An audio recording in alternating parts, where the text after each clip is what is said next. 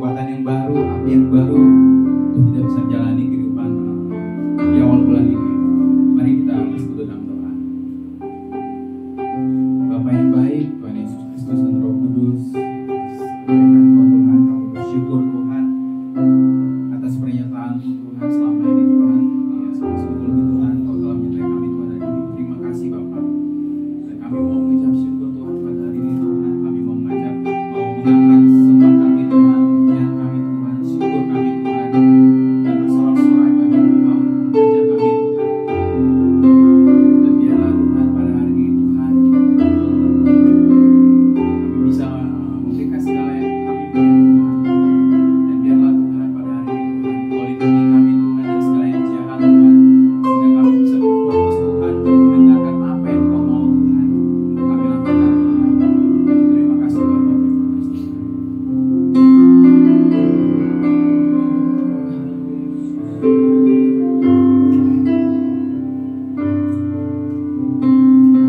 Sama-sama katakan Bapa berat.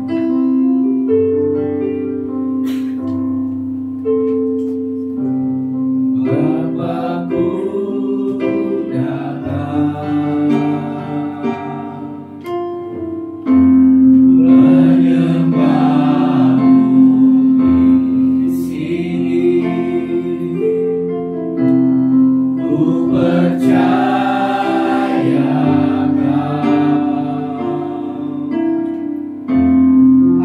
ada bagiku. Sekali lagi Bapakku datang menyembahmu di sini.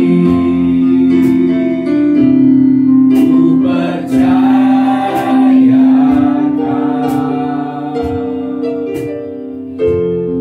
ada bagiku.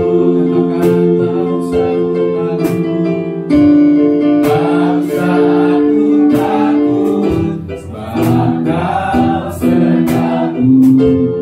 Tak usah aku bimbang, Kau di dalamku. Tak usah aku cemas, Kau menghiburku. Saat ku lemah, Kau kuatku. Ku nyanyi haleluya,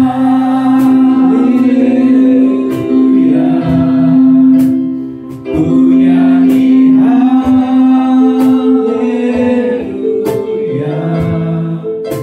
Sungguh Kau hebat, ajaib perkasa, perbuatanmu.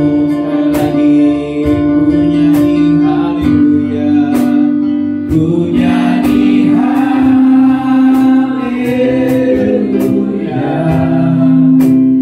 ku nyanyi haleluya.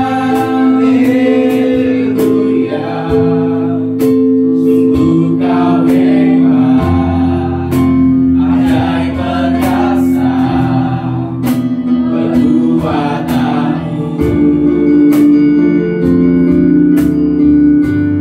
Di hidupku, mari kita naikkan pujian di hari awal.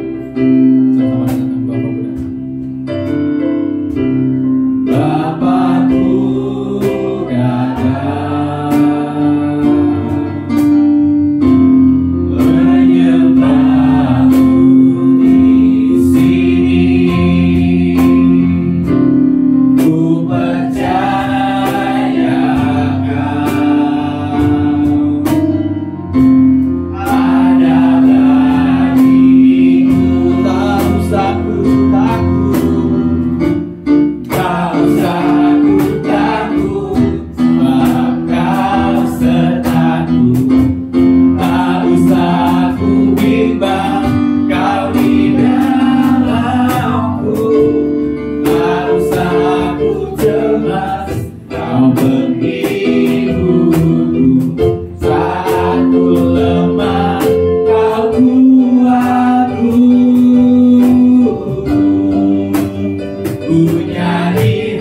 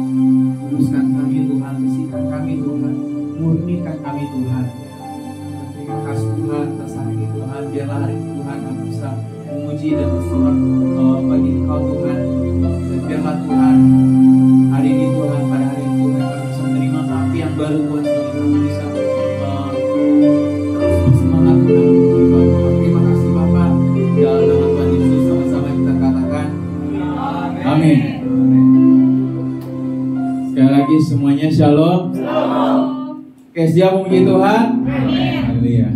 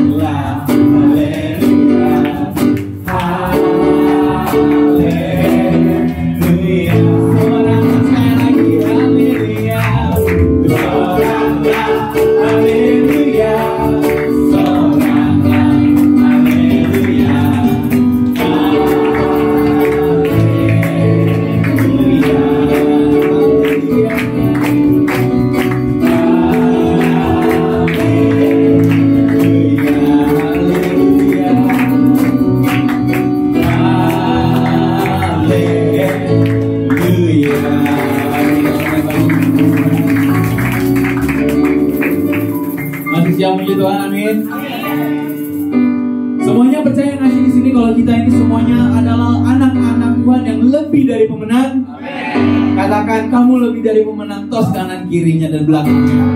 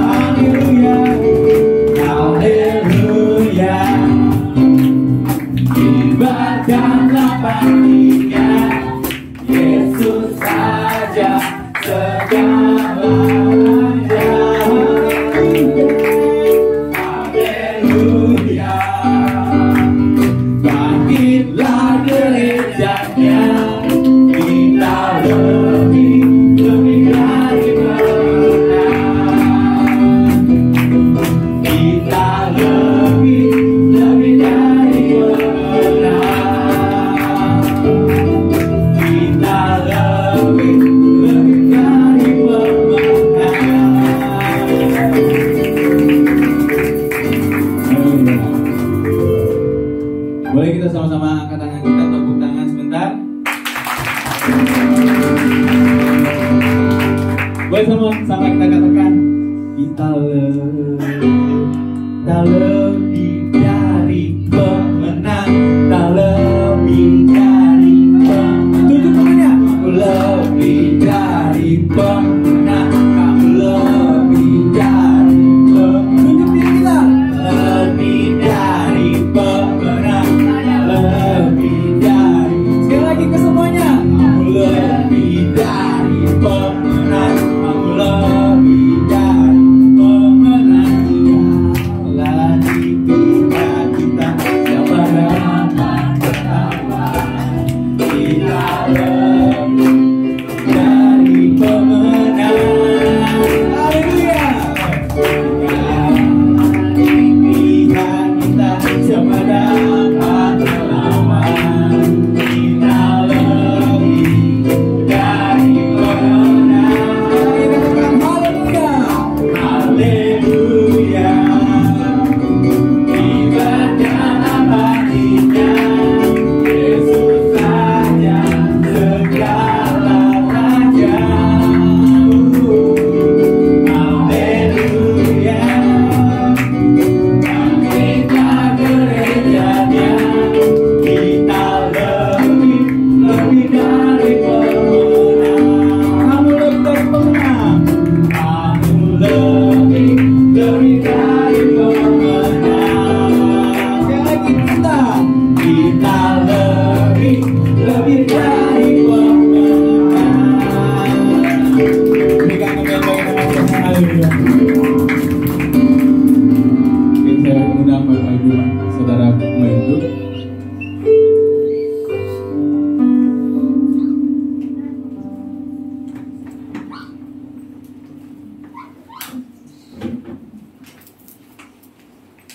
Mari kita siapkan hati kita.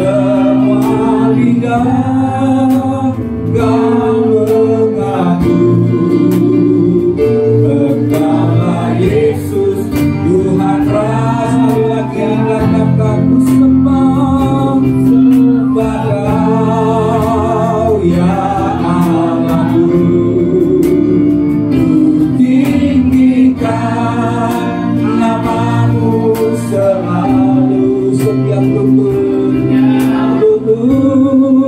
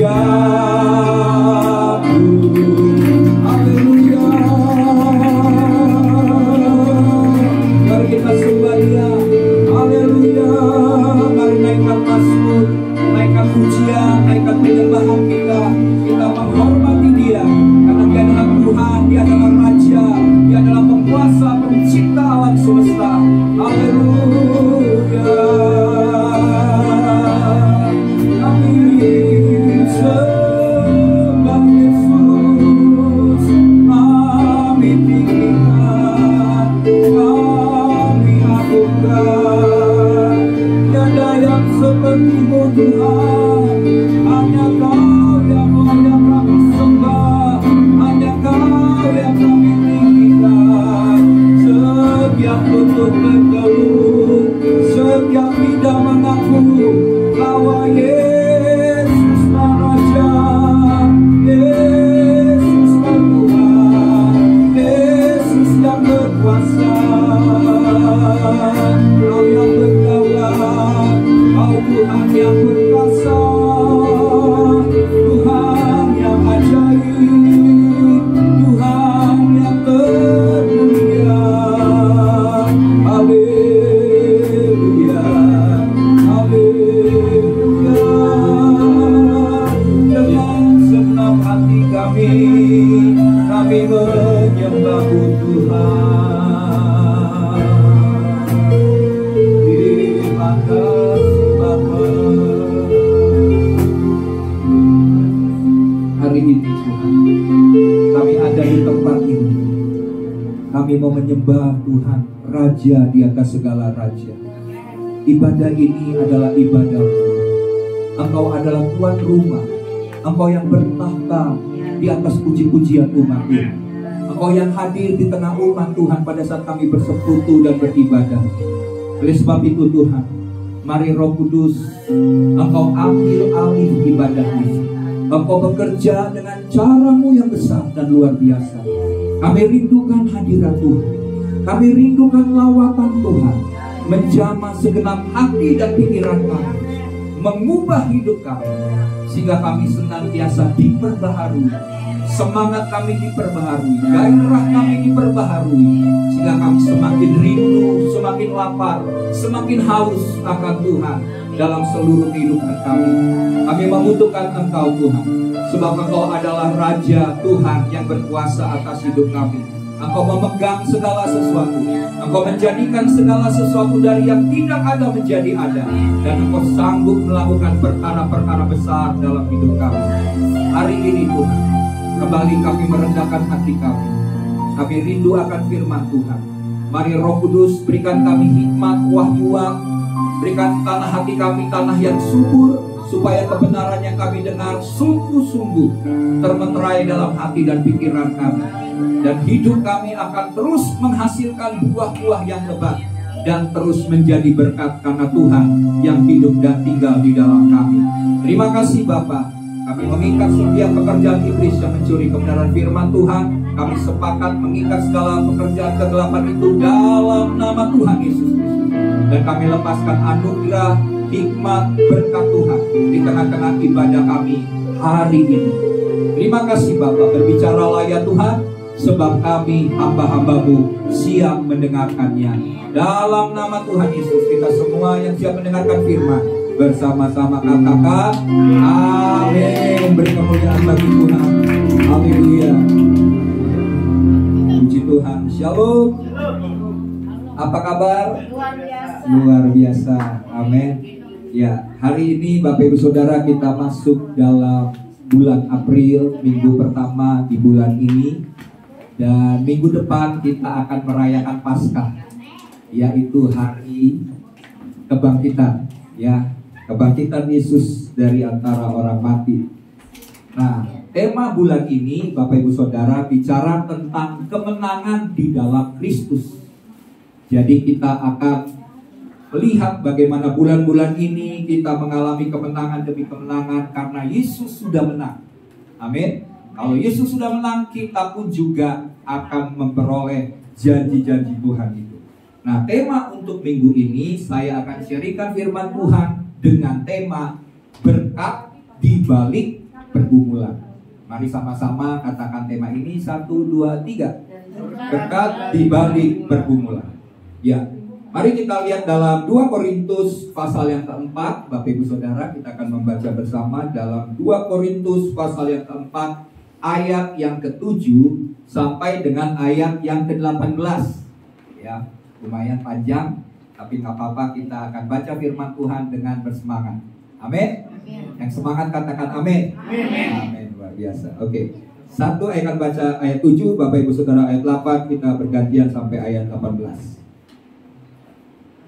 Tetapi harta ini kami punyai dalam bejana tanah liat, supaya nyata bahwa kekuatan yang melimpah-limpah itu berasal dari Allah bukan dari diri kami. Dalam segala hal kami ditindas, namun tidak terjepit. Kami habis akal, namun tidak putus asa.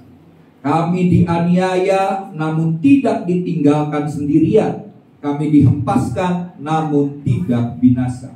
Kami senantiasa membawa kematian Yesus di dalam tubuh kami, supaya kehidupan Yesus juga menjadi nyata di dalam tubuh kami.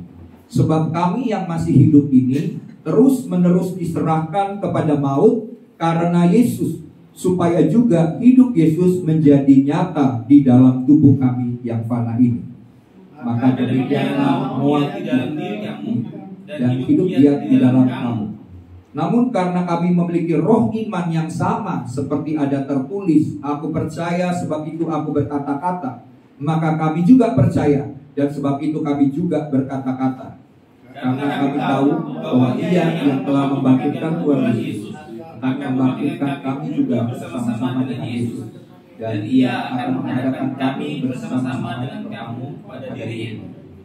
Sebab semuanya itu terjadi oleh karena kamu, supaya kasih karunia yang semakin besar berhubung dengan semakin banyaknya orang yang menjadi percaya, menyebabkan semakin melimpahnya ucapan syukur bagi kemuliaan Allah. Ya, ayat 16.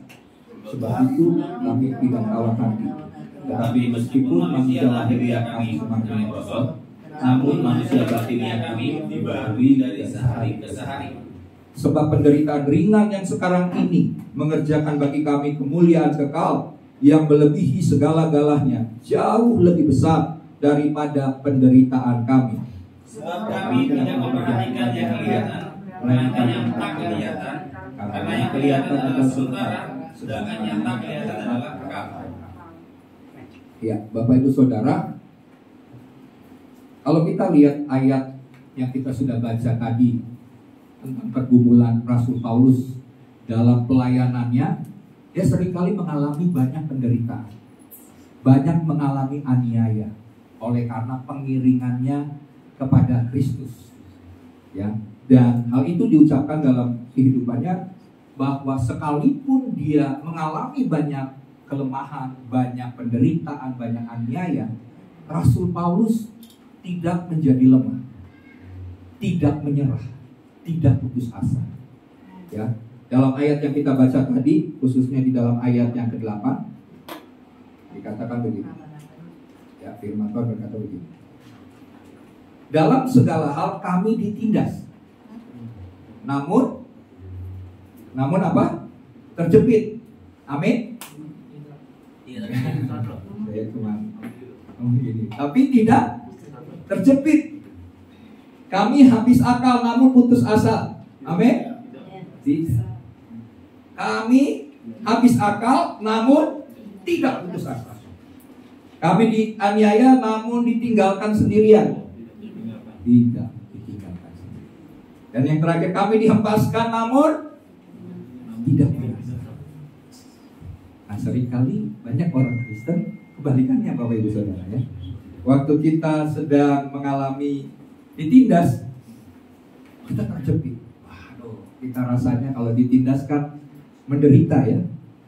Tapi Paulus katakan, sekalipun dia ditindas, dia tidak terjepit.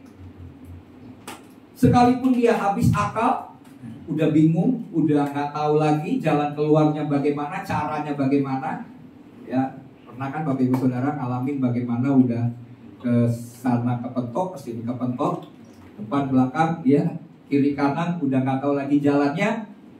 Tapi Paulus katakan tidak putus asa. Kita banyak kali mudah putus asa. Dianiaya, dia tahu bahwa pada waktu dianiaya dia merasakan orang merasa sendirian, kan? Tapi dia tidak ditinggal. Dia tidak merasa sendirian. Dia dihempaskan. Berapa kali Paulus ngalamin bagaimana dia harus mengalami karam kapal dalam pelayanannya. Dia mengalami penderitaan, bahkan maut senantiasa ada di depan mata dia. Beberapa detik ke depan dia nggak tahu, maut terus mengincar kehidupannya. Tapi dia mengatakan bahwa sekalipun dia dihempaskan, namun tidak binasa. Inilah perkataan seorang yang mengalami Tuhan dalam kehidupannya. Nah, Bapak Ibu Saudara, dalam ayat ini temanya kan, perikopnya adalah harta dalam bejana tanah liat. Harta rohani dalam bejana tanah liat. Nah, saya mau jelaskan begini. Tahukah Bapak Ibu Saudara bahwa tubuh kita ini berasal dari bahan yang sama dengan debu tanah? Betul kan? Jadi tubuh kita ini sebenarnya gak ada bedanya dengan tanah liat. Tanah liat itu dibentuk menjadi sebuah benda atau barang. Ya, kalau sesuatu yang berasal dari tanah atau tanah liat, ada indahnya nggak? Nggak ada ya. Tanah liat itu kelihatannya wah, semuanya serba pada zaman, apalagi pada zaman dahulu. Kalau sekarang mungkin bisa diperindah, diperbagus. Tapi zaman dahulu kalau yang bicara namanya bejana tanah liat, nggak dipandang, biasa. Kalau bejana itu bejana dari perak, bejana dari emas, wah itu bagus, luar biasa. Tapi kalau bejana tanah liat, itu barang-barang murahan pada zaman itu. Nah, demikian juga tubuh kita ini, sekalipun hidup, ya, dihembuskan oleh karena nafas Tuhan, kita ini berasal dari materi yang sama, yaitu debu tanah. Makanya waktu nanti kita meninggal, apa yang dilakukan oleh pendeta waktu penguburan, pemakaman? Ya, ambil tanah dari debu menjadi debu kembali. Tidak ada harganya sama sekali. Ya. Nah, sadari bahwa kita ini dari bejana tanah liat. Ya, secara tubuh kita ini rapuh. Bahkan kalau sudah umur-umur zaman sekarang ya, umur 45, 50 ini sudah banyak penyakitan gitu ya. Sudah banyak penderitaan dan semakin merosot sampai umur-umur menjelang senja, usia senja kita. Ya, jadi sadari bahwa tubuh kita ini seperti bejana tanah liat. Tapi tahukah Bapak Ibu Saudara bahwa di dalam bejana tanah liat ini, firman Tuhan katakan ada harta rohani yang indah dan berharga. Sekalipun tubuh kita ini semakin hari semakin merosot, tapi di dalam diri kita ada harta yang luar biasa, yang sangat indah, sangat berharga, yang mahal harga. Tapi yang di dalam diri kita ini bukan milik kita, bukan diri kita pribadi, diri kita sendiri. Tapi itu adalah siapa? Yesus Kristus yang hidup dalam kita. Atau dengan kata lain, ya Yesus kan memang duduk di sebelah kanan Allah Bapa gitu ya, waktu dia naik ke sorga. Tapi dengan kata lain saya sebut Roh Kudus yang tinggal dalam diri kita, yang tinggal bersama dengan roh kita. Itu adalah harta rohani yang luar biasa. Itu adalah kekuatan Allah yang berlimpah-limpah.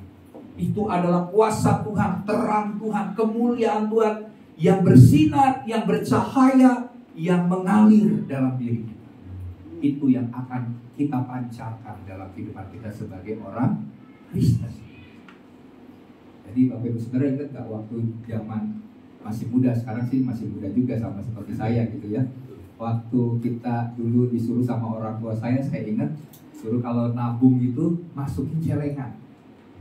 Ya, mau celengannya bentuknya dari ayam, ya kan, dari mobil yang bagus dengan harga yang mahal celengannya pun, tapi suatu kali kalau dia sudah penuh harus dipecahkan, karena yang berharga bukan celengannya, betul kan? Celengannya mau mahal sekalipun, tapi yang lebih penting yang di dalam celengannya itu yang lebih penting. Jadi harus dipecahkan sehingga kita ambil yang di dalam. Karena yang berharga itu bukan celengannya, tapi uang-uang yang ada dalam celengan itu. Nah, demikian juga bejana tanah liat ini. Di dalam bejana ini ada harta surgawi, harta rohani yang mahal. Dan untuk mengeluarkannya harus terjadi peremukan dalam jiwa kita, peremukan hati. Nah, makanya Bapak Ibu Saudara, kita bersyukur karena pergumulan dan cobaan itu adalah cara Tuhan untuk meremukkan jiwa dan hati kita, supaya yang di dalam ini bisa keluar, memancar keluar dalam hidup kita. Benar nggak? Biasanya orang yang sedang mengalami aniaya, penderitaan, dia kan semakin kuat berdoa, semakin sungguh-sungguh cari Tuhan. Dan di waktu itu maka yang dari dalam itu, kekuatan yang dari dalam itu akan mengalir melalui kehidupan kita. Waktu kita berdoa, wah jangan tanya. Almarhum Gus Dur aja bilang kalau orang Kristen berdoa, wah bahaya katanya. Itu kekuatannya sangat luar biasa, mampu mengubah segala sesuatu. Ya. Nah, jadi kita sadari bahwa sekalipun bejana ini adalah bejana tanah liat, tapi ada sesuatu yang dari dalam, harta rohani yang dibungkus dalam bejana ini. Karena bejana ini hanya wadah, hanya alat yang dipakai Tuhan. Kita ini hanya alat yang dipakai Tuhan untuk mengalirkan sesuatu yang ilahi ini yang ada dalam kehidupan kita. Kehidupan spiritual kita yang harus memancar melalui kehidupan kita. Ya. Jadi di dalam tubuh yang rapuh ini, atau di balik tubuh yang rapuh ini, terdapat harta yang indah, yaitu kuasa kekuatan ilahi. Ya. Dan cara Tuhan untuk membuat kita menjadi semakin serupa dengan Kristus adalah melalui pencobaan dan pergumulan. Dan waktu kita menang terhadap pencobaan dan pergumulan, maka kita akan memperoleh berkat yang Tuhan sediakan bagi saudara. Jadi sadari bahwa setiap kali kita mengalami pergumulan, jangan fokus ke pergumulannya, tapi sadari bahwa kita akan sebentar lagi naik level, naik kelas. Betul nggak? Kalau mau ada ujian, biasanya kan anak-anak kalau udah mau ujian, waduh, besok mau ujian. Nah, kita senantiasa takut kalau ujian. Tapi setelah ujian, apa yang terjadi di balik ujian itu? Ada kenaikan tingkat, kenaikan kelas.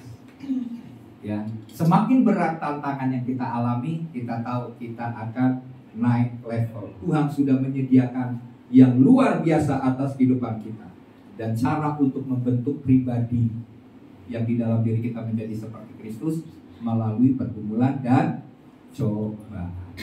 Oke ya. Nah, kekristenan bukan tentang bagaimana menyingkirkan kelemahan.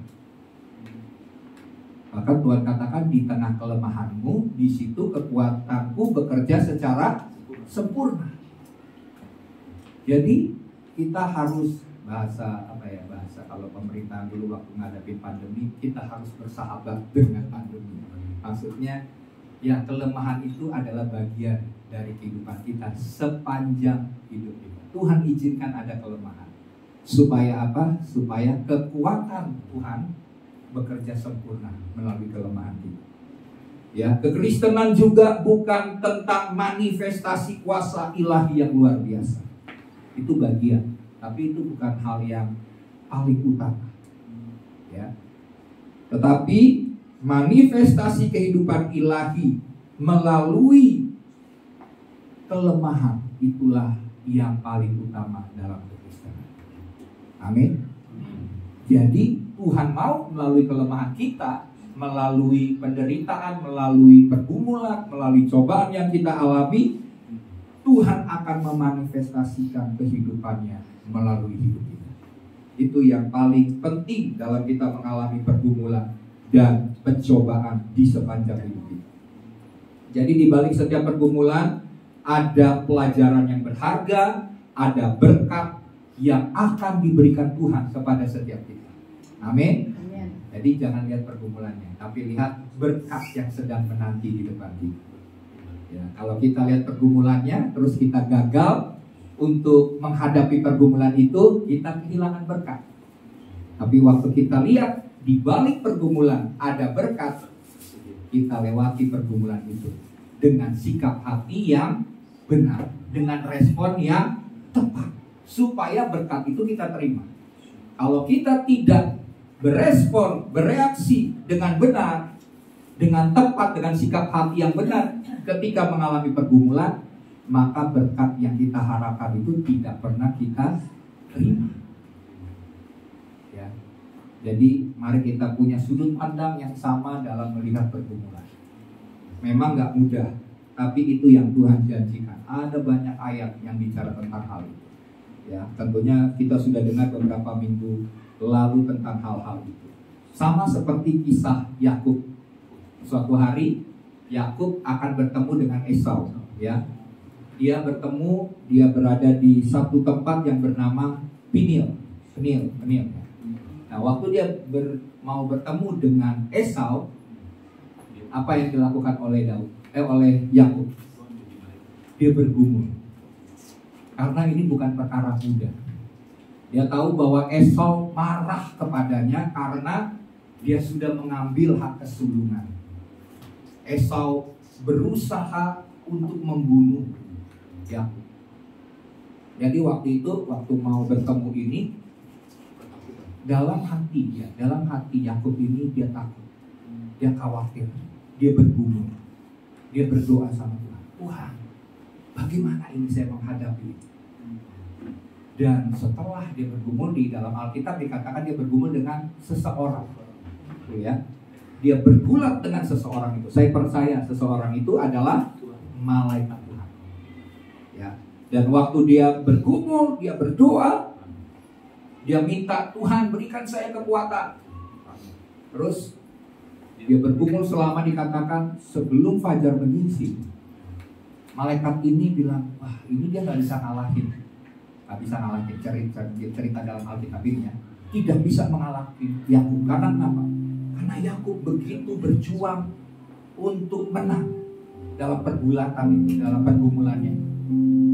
Dalam pengertian rohaninya tentunya ini kan perjanjian lama ini kan kisahnya diterjemahkan dengan digenapi di dalam perjanjian baru gitu ya. Pemahaman prinsip-prinsipnya. Ya, memang dia bergumul secara fisik dengan malaikat itu. Dan menjelang fajar menyingsing, malaikat itu gak bisa kalahkan Yakub. Dia pukul pangkal paha, sendi pangkal paha daripada Yakub sehingga pangkal pahanya menjadi terpelecok. Tapi dia tetap bergumul. Dia bilang, malaikat ini bilang, saya harus pergi karena udah seharian semalam-malaman saya bergumul dengan engkau. Tapi Yakub bilang, saya tidak akan melepaskan engkau pergi sebelum engkau memberkati aku. Nah, inilah sebenarnya yang sering kita alami waktu kita alami pergumulan. Kita bergumul, kita berdoa. Mungkin Yakub mengalami seharian, tapi mungkin kita bisa bergumul berhari-hari. Kita bilang, Tuhan berkati aku, Tuhan tolong aku, Tuhan bukakan jalan bagiku. Aku tidak akan pernah melepaskan engkau sampai engkau membukakan jalan, sampai engkau memberikan jalan keluar, sampai engkau mencurahkan berkat-Mu atas hidup. Dan apa yang terjadi? Yakub menang. Yakub diberkati oleh Tuhan. Dan tandanya malaikat itu berkata, kamu bukan lagi aku, karena dulu namamu artinya adalah penipu. Tapi sekarang engkau menjadi Israel. Apa itu Israel? Pangeran Allah. Ya, jadi dia naik level dari seorang penipu, tapi sekarang menjadi pangeran Allah. Setiap kita mungkin sedang alami pergumulan yang berat, tapi ingat cerita Yakub itu.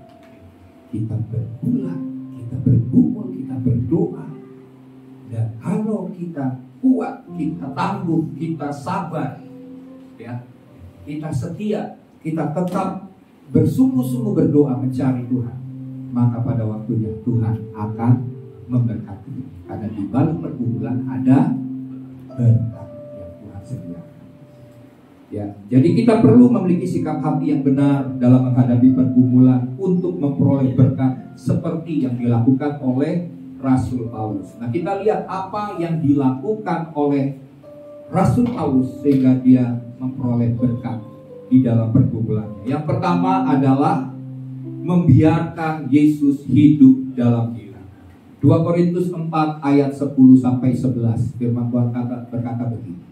Kami senantiasa membawa kematian Yesus di dalam tubuh kami, supaya kehidupan Yesus juga menjadi nyata di dalam tubuh kami. Sebab kami yang masih hidup ini terus-menerus diserahkan kepada maut karena Yesus, supaya hidup Yesus menjadi nyata di dalam tubuh kami yang fana ini. Bapak Ibu Saudara pernah lihat mutiara? Ibu biasanya suka. Saya ingat mama saya itu almarhum suka ngumpulin mutiara.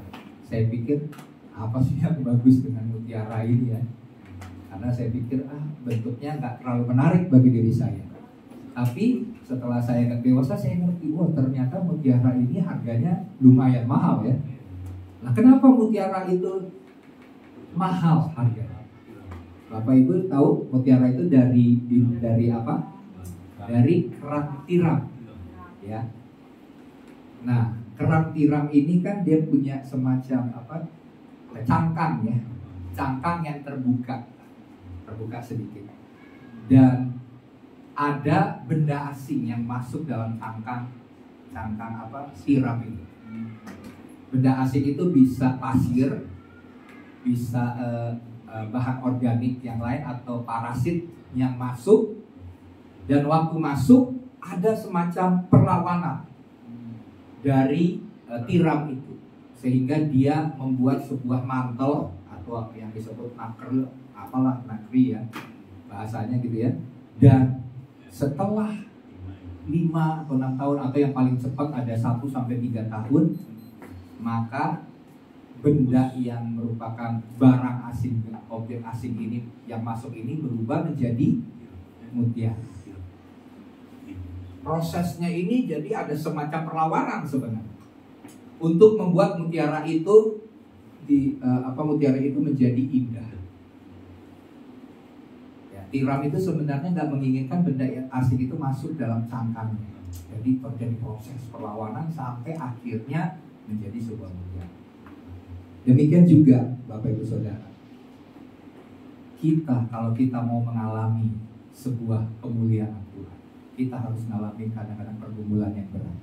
Tapi waktu kita menang atas pergumulan itu, maka Tuhan akan memerintah dan berkuasa atas kehidupan kita. Ya, jadi itu salah satu contoh.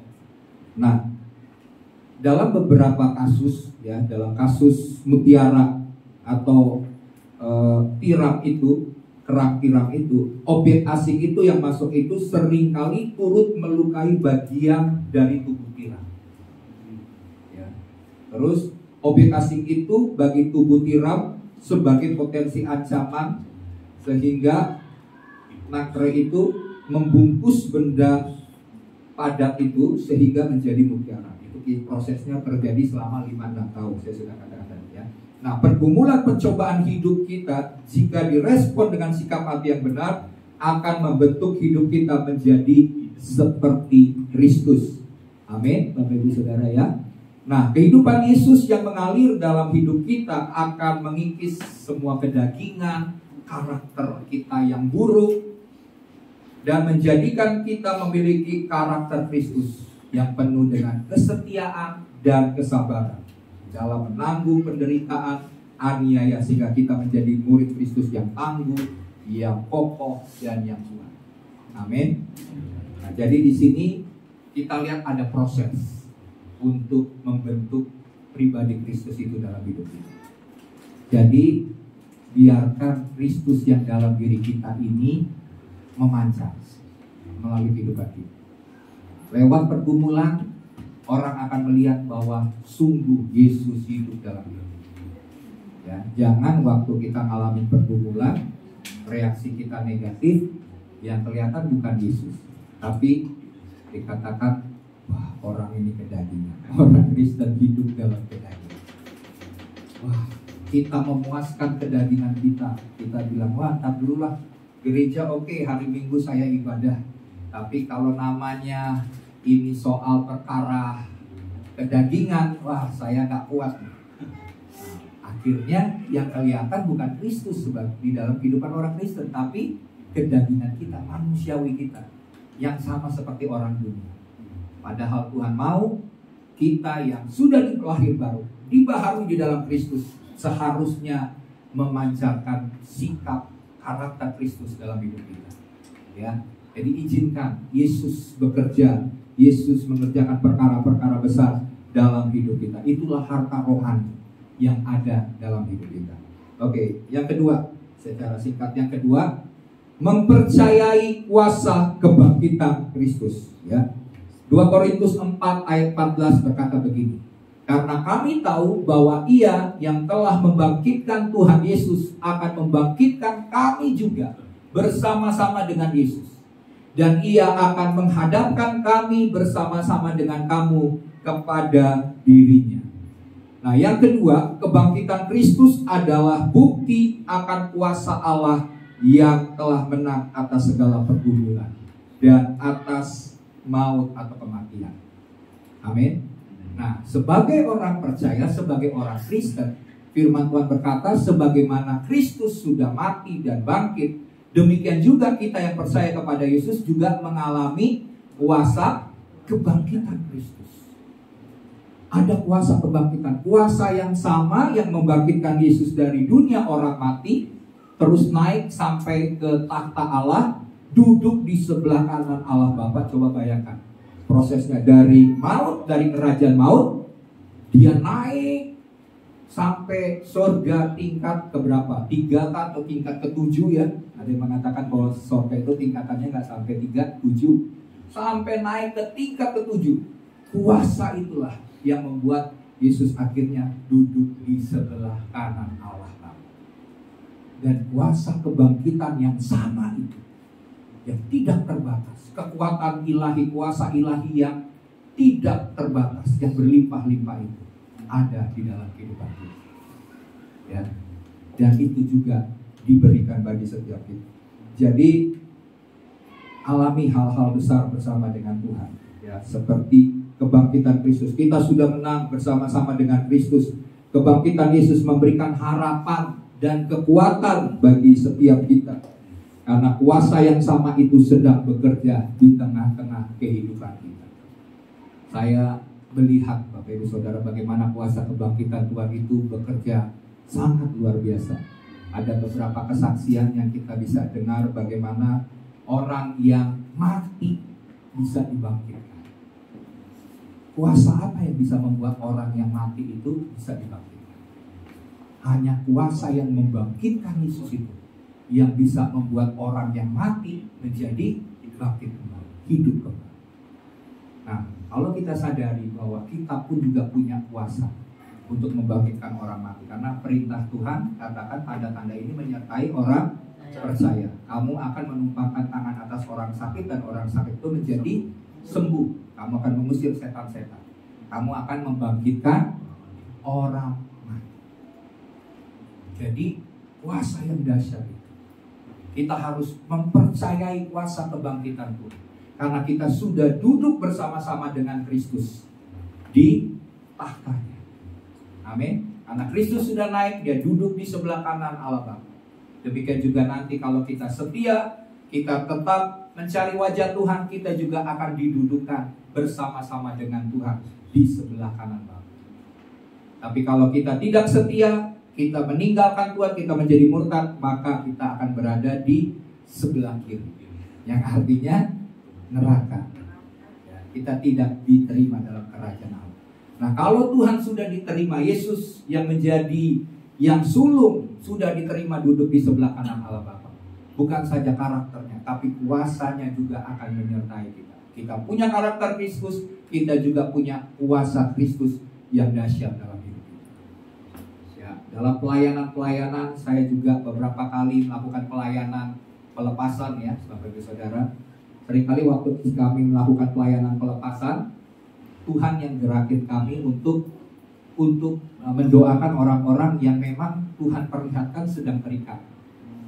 Ya, ada beberapa cerita ya, waktu kami lakukan doa pelepasan, roh yang ada dalam dirinya dia itu nggak terima ya, misalnya bisa marah, bisa bilang, saya mau pukul Bapak Pendeta ya kan, karena ada roh yang bukan dari Tuhan itu yang coba untuk melawan. Tapi setiap kali kita melakukan doa pelayanan, kita minta kuasa Tuhan, maka roh yang ada dalam dunia itu tidak berkuasa atas hidup kita. Amin. Karena firman Tuhan berkata dalam 1 Yohanes 4 ayat 4, roh yang ada dalam dunia ini, roh yang ada dalam diri kita lebih besar daripada roh yang ada dalam dunia. Kuasa yang sama, kuasa kebangkitan yang sama. Asalkan kita percaya bahwa kuasa itu diberikan kepada kita, maka kita akan melakukan perkara-perkara ajaib. Ya, jadi mulailah misalnya nih dalam pekerjaanmu, dalam kehidupan sehari-hari, praktekkan kuasa Tuhan yang ada dalam hidup kita. Ada kesaksian Bapak Ibu Saudara, seorang ibu yang melihat ini pohon mangganya nggak tumbuh-tumbuh. Ada yang udah bilang, wah ini mah udah habis nih pohon mangga ini, dulu-dulu aja dia berbuah lebat, buahnya manis. Tapi sekarang nih udah lewat masanya. Apa yang dilakukan oleh ibu itu? Dia berkata kepada pohon mangga ini, pohon, tunggu ya, berbuah yang lebat ya. Dalam nama Yesus, ayo kamu akan menghasilkan buah yang manis rasanya, dan engkau akan berbuah lebat. Terus menerus diucapkan. Ingat, perkataan kita punya kuasa. Nah, karena kita punya kuasa, hati-hati dengan perkataan kita. Karena Tuhan telah memberikan kuasa dalam perkataan kita. Perkataan itu bisa meruntuhkan, bisa menghancurkan, tapi perkataan itu juga bisa membangun. Jadi kalau kita melepaskan perkataan, membangun terhadap sesuatu, nah, ibu ini praktek. Dia katakan kepada pohon mangga itu. Dan apa yang terjadi? Pada musim panen, yang tadinya pohon ini sepertinya udah gak akan lagi menghasilkan buah yang lebat dan manis, kembali bertumbuh, kembali menghasilkan buah yang lebat dan manis. Oleh karena apa? Karena kuasa penciptaan, kuasa dari mulut kita yang keluar, kuasa kebangkitan Kristus itu, yang membangkitkan sesuatu yang dari yang mati kepada hidup, itu ada dalam hidup kita. Dan melalui mulut kita, melalui ucapan kita, melalui perkataan kita. Makanya misalnya nih, ini di dalam dunia atau orang-orang dunia pun memahami ya, sebenarnya memahami.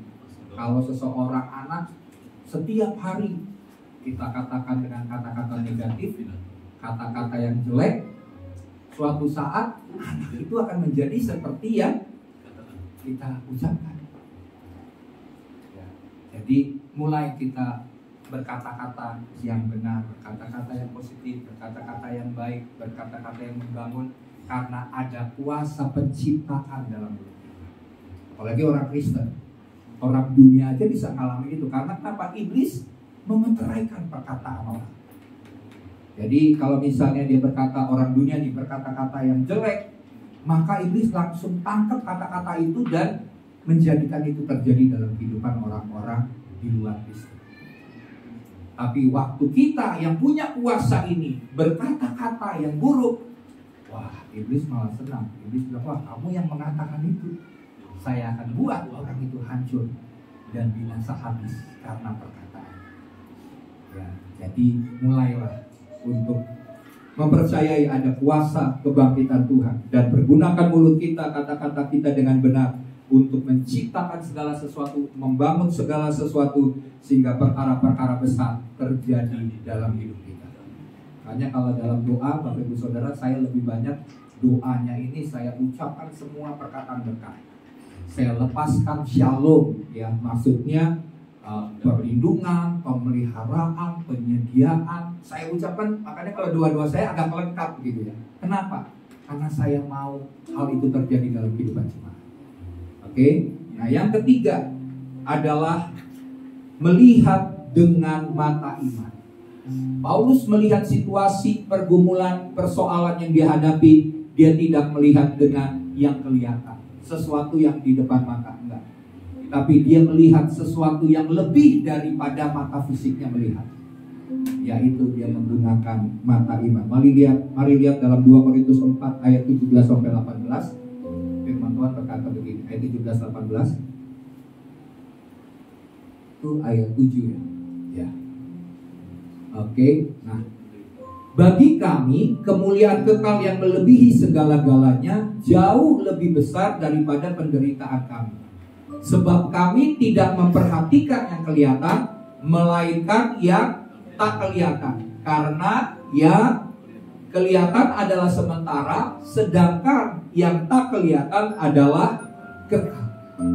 Ya, jadi Bapak Ibu Saudara, jangan melihat pergumulan kita dengan mata jasmani, tapi lihatlah pergumulan yang kita alami dengan mata iman, dengan sesuatu yang besar yang akan terjadi di kemudian waktunya, ya, bukan saat itu. Nah, bagaimana kita membiasakan untuk melihat pergumulan dengan mata iman, bukan dengan mata jasmani? Caranya Bapak Ibu Saudara, dengan kita rajin membaca firman Tuhan. Seperti Daud ini adalah seorang yang diurapi Tuhan, seorang yang berkenan di hati Tuhan, karena salah satunya dia adalah seorang yang mencintai Taurat Tuhan. Firman Tuhan katakan dia mencintai Taurat Tuhan, dia merenungkan Taurat Tuhan itu siang dan malam, sehingga apa saja yang diperbuatnya menjadi berhasil. Landasan hidupnya, panduan dalam hidupnya adalah Alkitab, firman Tuhan, Taurat Tuhan. Dia renungkan Taurat Tuhan itu menjadi bagian dalam kehidupan dia. Dia percaya akan semua janji-janji Tuhan dalam Taurat Tuhan, dalam firman Tuhan. Dan hal itu terjadi, digenapi dalam kehidupan Daud. Ya, makanya Mazmur 119 itu kan Mazmur yang paling panjang.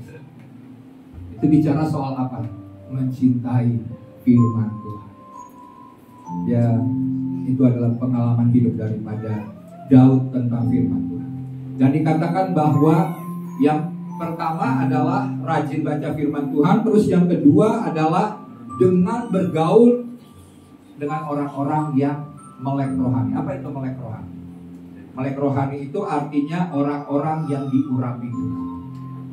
Bergaul dengan orang-orang yang kehidupan spiritualnya, kehidupan rohaninya ini kuat, ya, bukan kehidupan rohani yang lemah. Karena Amsal 13 ayat 20, mari kita baca dulu ayat ini. Amsal 13 ayat 20 berkata, Amsal 13 ayat 20, siapa bergaul dengan orang bijak menjadi bijak, tetapi siapa berteman dengan orang bebal menjadi malang. Ini soal bergaul.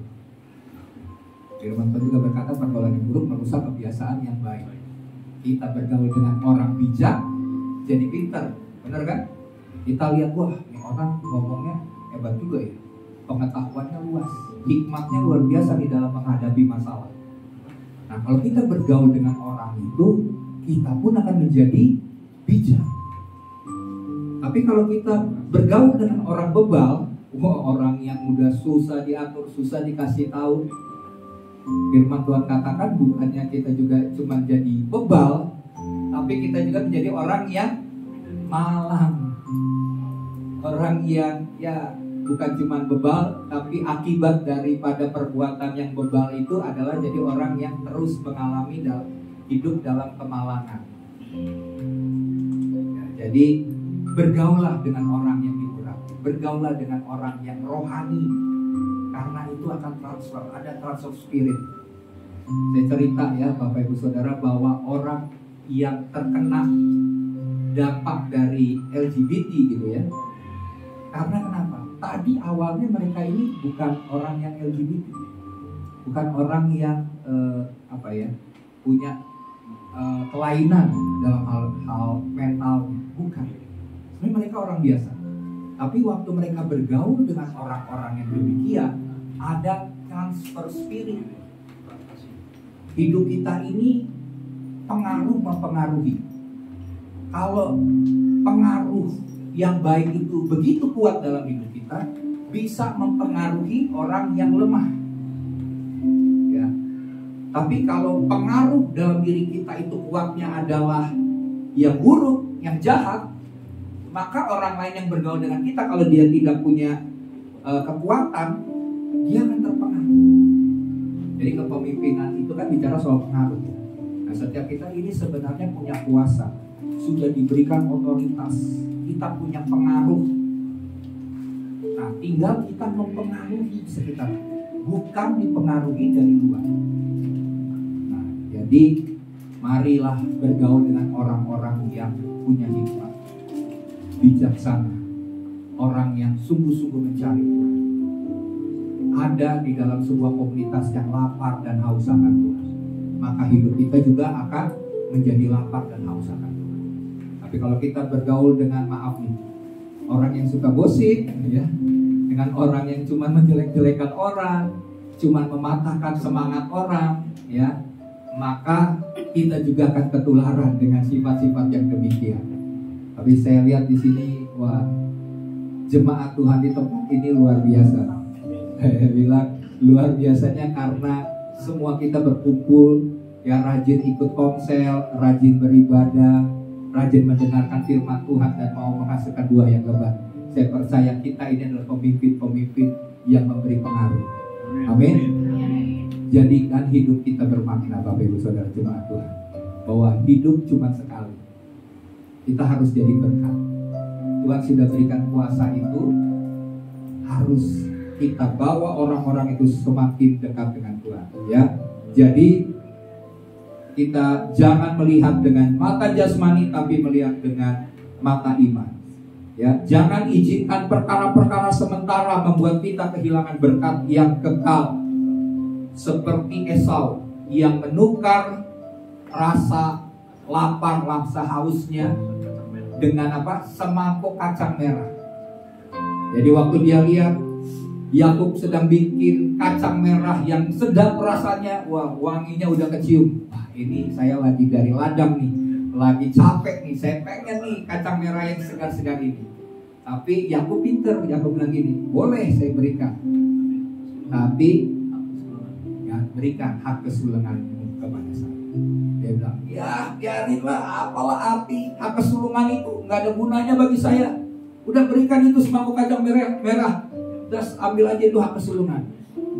Tapi perkataan itu tidak bisa ditahan, ya. Karena dia nggak lihat hal-hal yang kekal. Dia hanya memuaskan kedagingan, kepuasan yang sementara yang sesaat. Demikian juga Bapak Ibu Saudara, jangan izinkan kedagingan kita mencari kepuasan yang sementara itu menghilangkan hal-hal yang kekal yang Tuhan mau sediakan bagi kita. Ada berkat-berkat yang khusus, tapi seringkali kita tolak berkat-berkat itu. Kita abaikan berkat-berkat itu karena hanya mencari kepuasan, kenikmatan, kedagingan yang sementara. Ya. Nah, contoh yang terakhir, jangan seperti istri Lot. Istri Lot kan semua Tuhan janjikan akan selamat. Terus perintahnya hanya satu. Tuhan katakan kepada keluarga dari Lot, jangan menoleh ke belakang, karena pada waktu kamu menoleh ke belakang, maka ya kamu tidak akan menerima pertolongan dan keselamatan dari Tuhan. Dan waktu Sodom dan Gomora ditunggang balikan oleh Tuhan, apa yang dialami oleh istri Lot itu, firman Tuhan katakan mereka itu sudah mau sampai ke Zoar. Zoar itu adalah tempat di mana disitulah ada perlindungan Tuhan. Tinggal beberapa meter masuk kota Zoar, istri Lot kayaknya ini nih, penasaran, pengen lihat nih, apa yang terjadi di Sodom dan Gomora. Tapi bukan masalah menolehnya yang nggak boleh, tapi sebenarnya hatinya masih berpaut kepada harta, akan kenikmatan, kepuasan yang duniawi yang ada di Sodom dan Gomora. Waktu dia menoleh ke belakang, padahal tinggal sedikit lagi dia mendapatkan keselamatan, dia tidak mendapatkan itu. Akhirnya menjadi tiang darah. Itu menjadi sebuah monumen bagi setiap kita, bahwa jangan sampai hanya tinggal sedikit lagi. Keselamatan itu sudah mau disiapkan bagi kita. Tapi waktu kita berpikir dengan cara berpikir yang sementara, kita kehilangan semua hal yang kekal yang Tuhan sudah sediakan. Ya, jadi mari punya pikiran, punya cara yang benar sehingga kita akan mengalami hal-hal yang besar. Ya, 2-3 hal ini. Yang pertama saya ingatkan kembali adalah membiarkan Yesus hidup dalam kita, mempercayai kuasa kebangkitan, dan yang ketiga adalah melihat dengan mata iman. Amin. Dan saya berdoa jemaat Tuhan di tempat ini supaya semua kita akan dibukakan mata iman. Dibuka dengan melihat jauh, bukan melihat yang sekarang. Ada berkat di balik pergumulan. Ada hal-hal besar yang Tuhan sediakan di tengah-tengah persoalan. Dan kau akan melihat kemuliaan Tuhan.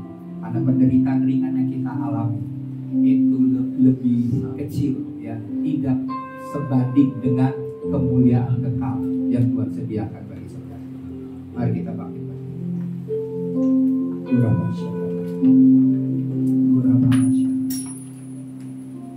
Tuhan, kami sudah dengar firman-Mu. Kami rindu Tuhan melihat sebagaimana Tuhan melihat. Kami rindu memiliki hati sebagaimana Tuhan mau bicara kepada kami. Kami mau melihat Tuhan perkara-perkara yang Tuhan sediakan, yang besar, yang mulia Tuhan, yang Engkau mau berikan bagi setiap kami. Oleh sebab itu Tuhan, buat kami memiliki respon hati yang benar, sikap yang benar, supaya janji berkat yang Tuhan sediakan itu boleh kami terima. Jangan biarkan kami mengabaikan hal-hal yang ilahi, hal-hal yang rohani, hal-hal yang merupakan berkat dan anugerah Tuhan. Tapi biarlah mulai hari ini kami bertobat dari jalan-jalan kami, dari kedagingan kami, dari cara berpikir duniawi kami Tuhan. Tapi kami boleh melihat bahwa Tuhan itu baik, Tuhan itu mengasihi kami. Karena firman-Mu adalah jaminan bagi kami. Firman Tuhan adalah janji yang Tuhan mau berikan kepada kami. Karena Tuhan itu setia menepati janji-janji-Mu atas setiap kami. Terima kasih Tuhan. Mari Tuhan, Engkau bekerja di tengah-tengah kami. Haleluya. Mari kita nyanyikan lagu ini. Ku yakin saat Kau berfirman, ku menang saat Kau bertindak. Hidupku hanya ditentukan oleh perkataanmu. Ku aman karena Kau menjaga.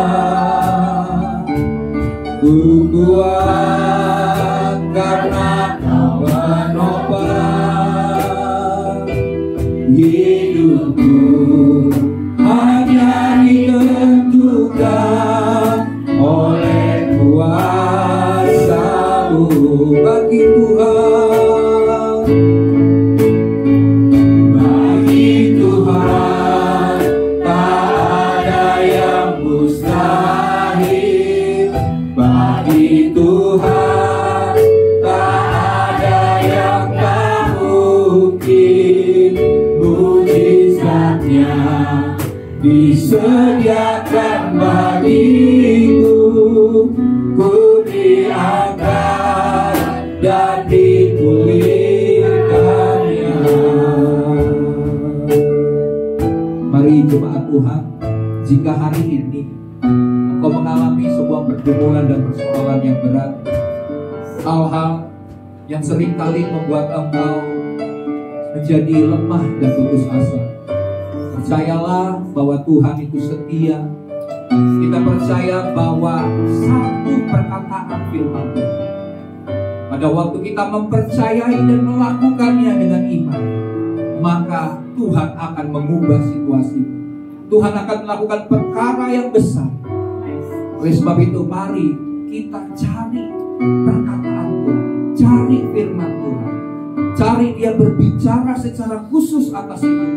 Maka saya percaya apapun persoalan, apapun pergumulan, Tuhan sudah memberikan jalan keluar. Tinggal menunggu waktu yang tepat. Sekalipun proses yang kita alami saat ini begitu berat, tetapi ada waktunya setelah proses itu. Ada berkat yang Tuhan sudah sediakan dan berikan kepada kita. Mari jadikan firman Tuhan landasan, dasar dalam segala keputusan yang akan kita ambil. Karena firman Tuhan itu adalah hidup. Firman Tuhan itu kekal di surga untuk selama-lamanya. Sekali dia berfirman, dan itu adalah perkataan yang khusus dia berikan atas hidupmu, dan engkau menerimanya dengan iman, maka hal-hal besar pasti akan mengubah situasi hidup. Mari sekali lagi kita nyanyikan lagu ini dengan iman. Kita katakan, ku yakin saat berfirman, ku menang saat kau bertindak. Yes, Lord. Hidupku hanya ditentukan. Ini perkataan kami, ini iman percaya kami kepadamu Tuhan. Haleluya. Ku aman karena jelas kami percaya Tuhan. Ku kuat karena Kau menopang hidup kami. Yes, hanya ditentukan oleh kuasa-Mu. Bagi Tuhan tak ada yang mustahil. Bagi Tuhan tak ada yang tak mungkin. Mujizatnya disediakan bagiku. Ku diangkat dan dipulihkan. Katakan, bagi Tuhan tak ada yang mustahil. Bagi Tuhan tak ada yang tak mungkin. Mujizatnya, amin, kami terima. Oh, terima kasih Tuhan. Ku diangkat dan dipulihkan. Ku katakan, bagi Tuhan. Mari angkat tangan kepada Tuhan. Inilah pernyataan iman kami kehadapan Tuhan. Bagi Engkau tidak ada yang mustahil. Kami percaya Tuhan. Sekalipun saat ini kami sedang mengalami hal yang berat, tapi kami mau nyatakan mujizat itu disediakan dan terjadi atas hidup kami. Haleluya. Oh, bagi Tuhan tak ada yang mustahil. Bagi Tuhan tak ada yang tak mungkin. Mujizatnya, yes, kami terima Tuhan, kami terima Tuhan. Ku diangkat dan dipulihkannya. Ku diangkat dan dipulihkannya. Ku diangkat dan dipulihkannya.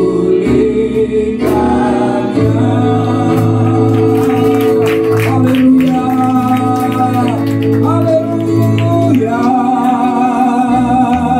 Kami percaya Tuhan. Haleluya. Terobosan terjadi Tuhan. Mujizat masih ada Tuhan. Kami percaya. Bagimu tidak ada yang mustahil. Bagimu mungkin Tuhan. Haleluya. Kami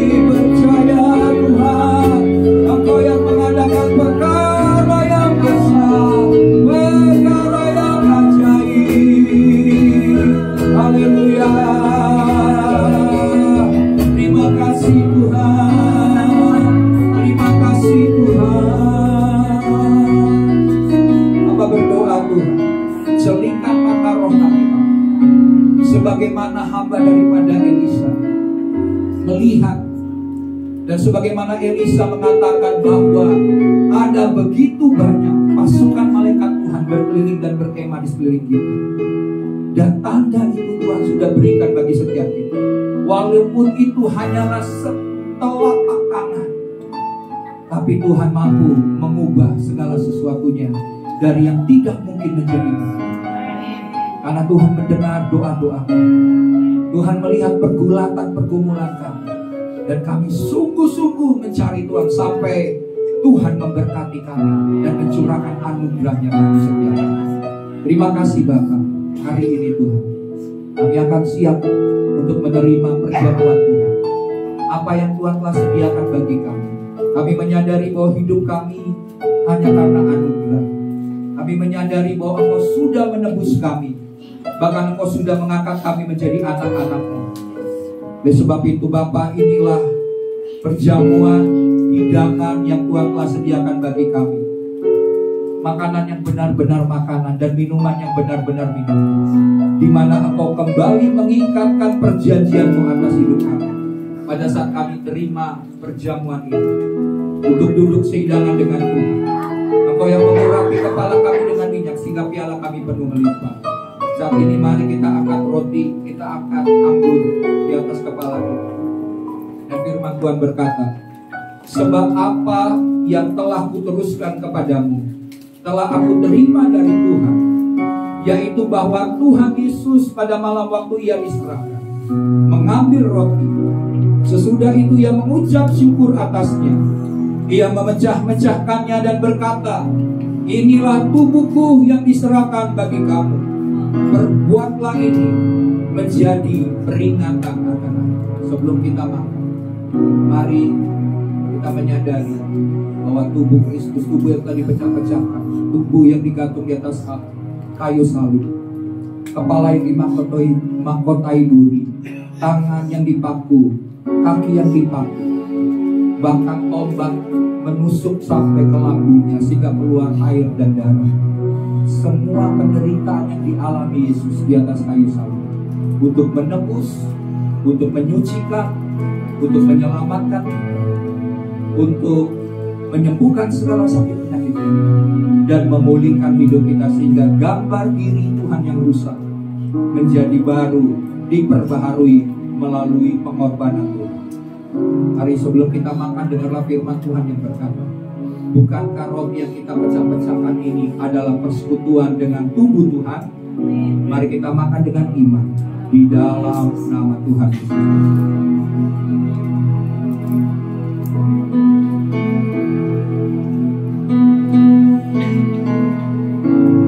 Haleluya. Terima kasih buat tubuhmu yang sudah dibangkitkan, supaya kuasa kebangkitan yang sama yang membangkitkan Yesus juga bekerja dalam kehidupan kami. Haleluya. Mari kita angkat cawan di atas kepala kita. Demikian juga yang mengambil cawan sesudah makan lalu berkata, cawan ini adalah perjanjian baru yang dimeteraikan oleh darah. Perbuatlah ini setiap kali kamu meminumnya menjadi peringatan aku. Mari kita mengingat ini adalah perjanjian yang baru. Yang lama Tuhan sudah gantikan dengan yang baru. Tuhan mengikatkan perjanjiannya atas hidup kita dan dimeteraikan dengan darahnya. Maka segala janji-janji Tuhan yang Tuhan sediakan bagi kita sebagai anak-anaknya pasti akan digenapi. Mari sebelum kita minum, dengarlah firman Tuhan yang berkata, bukankah cawan yang olehnya kita naikkan ucapan syukur ini adalah persekutuan dengan darah Kristus? Mari kita minum dengan iman dalam nama Tuhan Yesus.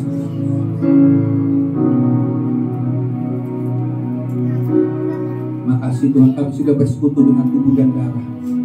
Kami menyadari bahwa hidup kami bukan kami lagi, tapi tubuh dan darah Tuhan. yang menyatu dengan kehidupan kami, itulah yang akan memampukan kami sehingga kuasa kebangkitan yang sama yang membangkitkan Kristus bekerja dalam roh, dalam jiwa, dan dalam tubuh kami, menyempurnakan hidup kami sampai kami hidup sebagaimana Kristus hidup, sampai rupa dan gambar Tuhan menjadi sempurna dalam kehidupan kami.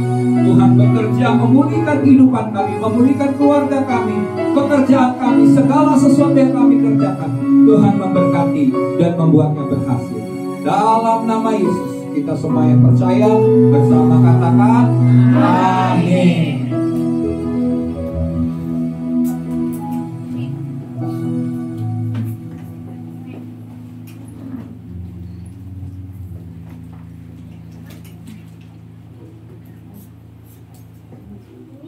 Baik, terima kasih atas kepada Bapak Gembala. Sekarang kita mau memberikan persembahan.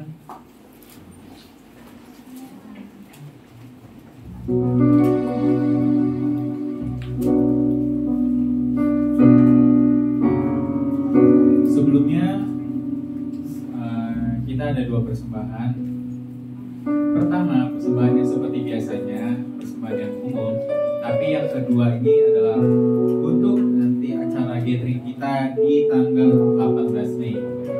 Jadi mungkin Bapak Ibu Saudara sudah disiapkan acara. Dan sebelum itu mari kita berdoa. Ada tambahan dari Bapak? Ada tambahan dari Bapak? Mari kita bersama berdoa. Terima kasih Bapak, terima kasih Tuhan atas kebaikan Tuhan pada hari ini Tuhan. Atas firman Tuhan, biarlah firman hari ini Tuhan. Sampai Tuhan terima dalam hati kami Tuhan. Hanya terima dalam hati kami Tuhan, tapi kami juga bisa melaksanakan dalam kehidupan kami sehari-hari Tuhan. Dan saat ini kami mau memberikan persembahan kami Tuhan. Biarlah apa yang kami punya ini Tuhan, kami berikan untuk memuliakan nama Tuhan. Terima kasih Bapak, dalam nama Tuhan Yesus sama-sama kita katakan amin.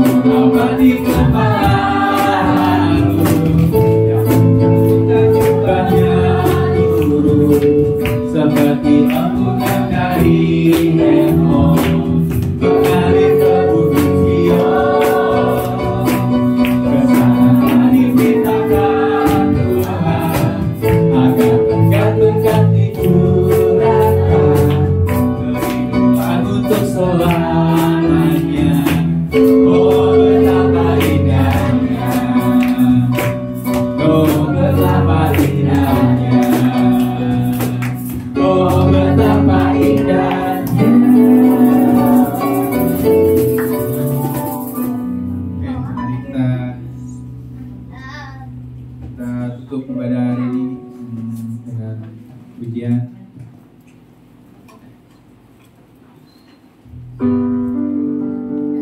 Saya undang Bapak Ibu bangkit berdiri. Mari kita naikkan pujian kami.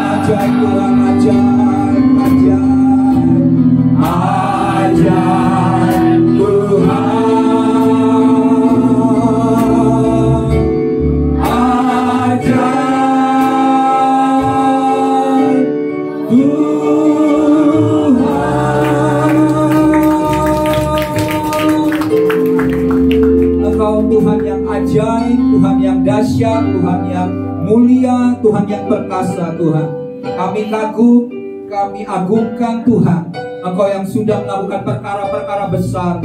Jika kami melihat Tuhan, perbuatan tangan Tuhan, segala sesuatu yang Kau ciptakan, segala sesuatu yang Kau jadikan, kami menyatakan bahwa sungguh Engkau Tuhan yang ajaib. Oleh sebab itu Bapa, biar keajaiban Tuhan senantiasa terjadi di sepanjang kehidupan kami. Kami mengalami mujizat, kami mengalami pertolongan Tuhan. Terobosan-terobosan yang dahsyat Tuhan nyatakan bagi seluruh kehidupan umat Tuhan. Kami berdoa Tuhan, sepakat meminta dalam nama Yesus, sebab kami percaya permohonan kami tidak pernah sia-sia. Saat ini kami berdoa Tuhan, bagi jemaat yang sedang mengalami pergumulan dan masalah, Tuhan sudah membukakan jalan bagi setiap kami. Kami yang sakit, kami percaya Tuhan sudah menyembuhkan kami. Kami yang sedang mengalami masalah keuangan, kami percaya Tuhan menyediakan segala sesuatu yang kami butuhkan menurut kekayaan dan kemuliaan-Mu. Bagi mereka yang membutuhkan hikmat, kecerdasan, kepintaran dalam sekolah, kuliah, dalam pekerjaan, kami berdoa Tuhan, hikmat Tuhan bekerja. Oh, kreativitas yang daripada Tuhan bekerja dalam hidup kami, sehingga segala sesuatu yang kami kerjakan dengan kedua tangan kami, Tuhan menyertai dan membuatnya berhasil. Kami juga berdoa Tuhan bagi pemerintah bangsa kami.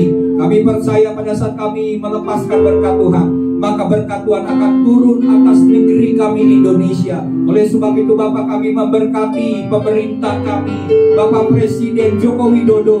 Kami memberkati akan Wakil Presiden Haji Ma'ruf Amin. Kami memberkati seluruh staf menteri, jajaran pemerintahan dari tingkat pusat sampai dengan tingkat daerah Tuhan. Kami memberkati setiap pemimpin-pemimpin bangsa kami, sehingga pemimpin bangsa kami akan diberikan hikmat Tuhan untuk memimpin negeri ini dengan baik, dengan bijaksana Tuhan. Dan kami percaya terobosan terjadi, pemulihan terjadi atas negeri dan bangsa kami. Kami serahkan seluruh negeri ini, keamanan dan kesejahteraannya ke dalam tangan Tuhan. Tuhan yang berjaga-jaga dengan pasukan malaikat Tuhan, sehingga negeri ini senantiasa aman, dijauhkan dari perpecahan, dijauhkan dari semua rancangan jahat iblis Bapa untuk memecah belah bangsa ini. Kami percaya Tuhan, doa-doa kami bagi negeri ini akan Tuhan kerjakan dan Tuhan lakukan sesuai dengan kehendak Tuhan. Dan kami berdoa untuk tahun 2024, di mana akan terjadi pemilihan bagi pemimpin bangsa kami, Presiden Tuhan. Kami berdoa Tuhan, Tuhan campur tangan, Tuhan bekerja Tuhan, sehingga pada waktunya kami percaya Tuhan yang telah menetapkan setiap raja, setiap pemimpin, Tuhan yang mengangkat mereka. Demikian itu juga yang terjadi atas negeri ini, sehingga pemimpin yang akan memimpin negeri ini adalah pemimpin yang senantiasa membuat bangsa ini sejahtera, bangsa ini makmur, dan bangsa ini menjadi maju. Terima kasih Bapak. Kami serahkan seluruh kehidupan kami, seluruh kehidupan masyarakat dan bangsa kami ke dalam tangan Tuhan. Biar kerajaan Tuhan dan kehendak Tuhan yang terjadi atas bangsa ini, atas hidup kami, sama seperti di sorga. Dan jika sebentar kami akan kembali dalam kegiatan kami, aktivitas kami, dalam kegiatan minggu-minggu Tuhan, pekerjaan kami di kantor, bahkan di dalam sekolah kuliah Tuhan, kami percaya berkat Tuhan sanggup Tuhan dan cukup bagi kami untuk kami dapat melakukan perkara-perkara besar melalui kehidupan kami. Mari angkat tanganmu dan percaya bahwa janji Tuhan, Tuhan sudah sediakan karena kita adalah umat pilihannya. Terima kasih Bapak, ini tangan kami yang terangkat di hadirat Tuhan. Kami minta biar berkat daripada Bapa Surgawi, kasih karunia, kasih setia daripada Tuhan Yesus Kristus, dan persekutuan dengan Roh Kudus menyertai dalam kehidupan kami. Maka diberkatilah hidup kami, diberkatilah keluarga kami, pekerjaan kami, pelayanan kami, dan seluruh aspek kehidupan kami, semuanya aman dalam perlindungan Tuhan.